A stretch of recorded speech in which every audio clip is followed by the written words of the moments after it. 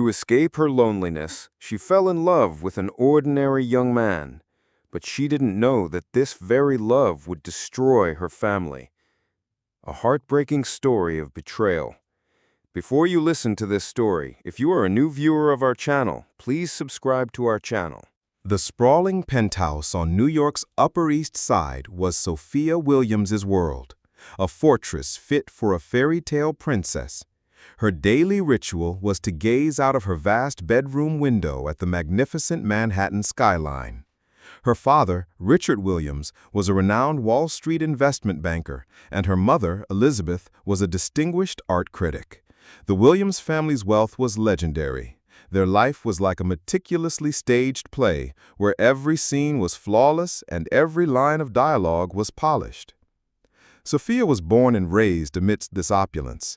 Her childhood was spent at the Spence Academy, one of Manhattan's most elite private schools. Summer holidays were passed at their grand estate in the Hamptons, and winters were for skiing on the snow-covered slopes of Aspen. The names of European countries were as familiar to her as the neighborhood park. As the only child, none of her wishes ever went unfulfilled. Her wardrobe was filled with couture from the most famous fashion houses in Paris, and her garage housed the latest models of luxury cars. Sophia's life was, in a word, perfect. At least, that's what the outside world believed. But inside this gilded cage, Sophia's heart was profoundly lonely. While Richard and Elizabeth provided for every material comfort, their busy lives left little time for their daughter. Richard was consumed by the stock market and billion-dollar deals. Elizabeth was occupied with art gallery openings, auctions, and high society events. Sophia was often left alone in the vast penthouse, her only companions being the household staff. Her conversations with her parents were limited to formal pleasantries at the dinner table. Her world of solitude deepened when she enrolled at Columbia University. Even in the bustling crowds of the vast campus, she felt alone. Her friends were all children of elite families like her own. Their conversations revolved around fashion, parties, and expensive cars. Sophia participated in these discussions. She laughed, but deep down she felt an emptiness. She longed for someone who would see her for who she was, beyond her family name. Someone who would listen to the unspoken words of her heart. It was during this time that Jake Miller entered her life. Jake was a brilliant student at the university, but his family background was a world away from Sophia's. He came from a modest middle-class family in Queens and was attending Columbia on a scholarship. His eyes held dreams and determination. There was a raw authenticity in his words, a quality that was rare in the polished world she knew. Sophia first met Jake at a university debate competition. His sharp logic and confident delivery captivated her. After the debate, Sophia approached him herself, and that initial conversation sparked a friendship. Talking with Jake, Sophia discovered a new world, a world where a person's worth wasn't measured by their bank balance or family name, but by their intellect, dreams, and humanity. Jake showed her parts of New York that were entirely unknown to Sophia. They spent hours talking in Greenwich Village coffee shops, walked through Central Park, and ate pizza at small, unassuming restaurants in Brooklyn. With Jake, Sophia began to rediscover herself. She realized that the life she had been living was nothing but a performance. Real life was hidden in these small, genuine moments. Slowly, their friendship blossomed into love. Sophia told Jake everything about her life, her loneliness, the distance between her and her parents, the hollowness of her glamorous existence.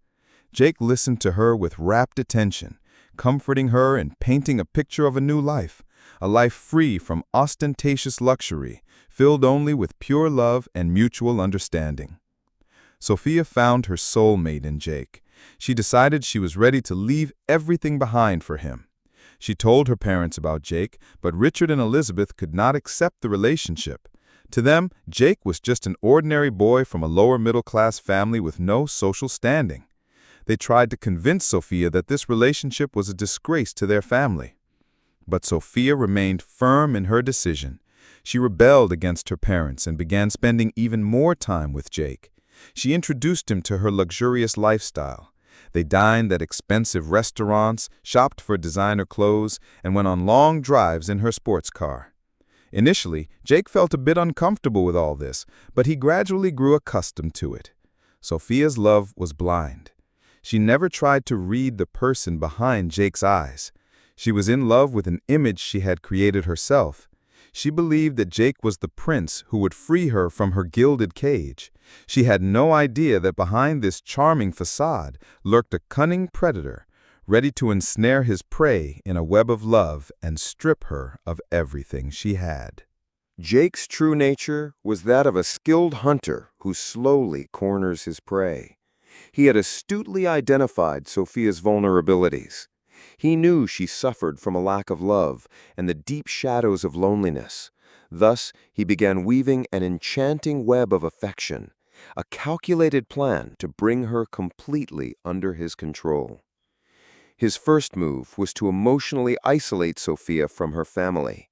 He would often tell her, "They don't love you, Sophia. They only care about their social status and wealth. To them, you're just a commodity, a tool to expand their business interests." These words acted like a slow poison in Sophia's mind. Her relationship with her parents was already strained. Jake's words deepened the cracks. Jake skillfully instilled in Sophia's mind the idea that he was the only person who loved her unconditionally. "I don't love you for your money, Sophia. I love your soul. I want to set you free from this prison of privilege." Sophia believed his words with a blind faith. With great cunning, Jake fostered feelings of resentment and distrust towards her parents. He would twist minor incidents, portraying Richard and Elizabeth as Sophia's adversaries.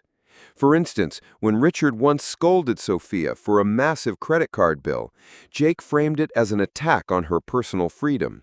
"See, I told you," he said to her, "your father wants to control you. He wants you to live by his rules." Through such psychological games, Jake gradually pushed Sophia away from her parents. She all but ceased communication with them, ignoring their calls and messages. She spent almost all of her time with Jake. Jake's next step was to seize control of her financial independence. He knew about the substantial trust fund her father had set up in her name, which she would gain access to on her 21st birthday. Jake's eyes were fixed on that money. He began convincing Sophia that her parents wanted to keep her financially crippled.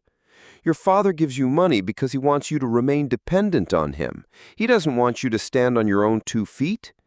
Jake presented her with a vision of a new business venture. "We'll start a company together, Sophia. We'll build our own identity. We'll show them what we're capable of." The idea excited Sophia. She began dreaming of using her trust fund money to start a business with Jake. She gave him all her bank account details, including her online banking passwords, trusting implicitly that he had her best interests at heart. This was the opportunity Jake had been waiting for. He began siphoning money from her accounts, little by little.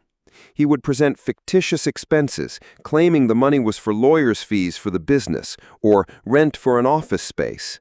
Sophia never questioned him, believing every word. But Jake wasn't just stealing her money. He was stealing her identity.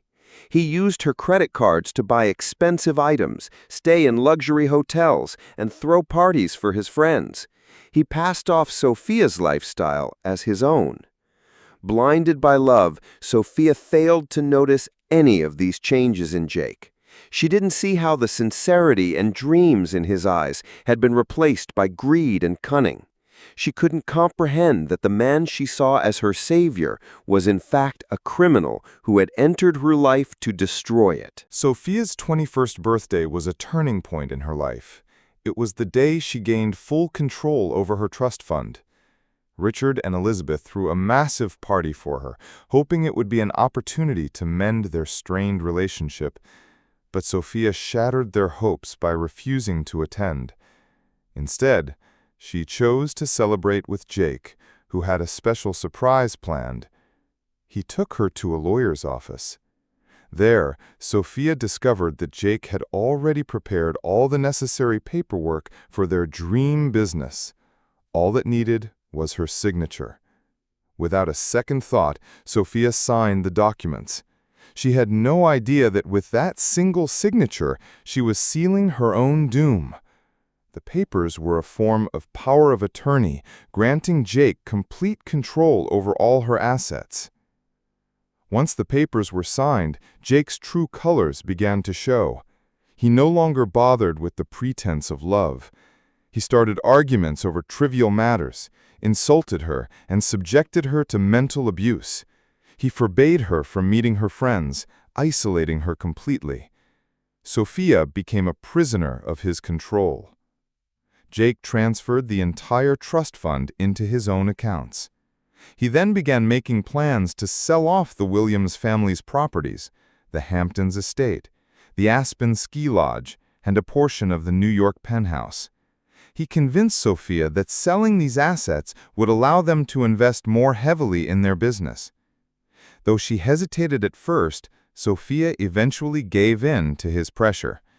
She called her father's lawyer and instructed him to take the necessary steps to sell the properties. Richard Williams was stunned by his daughter's bizarre behavior. He couldn't understand her bizarre behavior. He tried to speak with her, but Sophia refused to talk to him.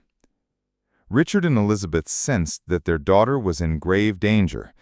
They hired a private investigator to look into Jake's past. What the investigator uncovered was horrifying. Jake Miller's real name was Jason Ryder.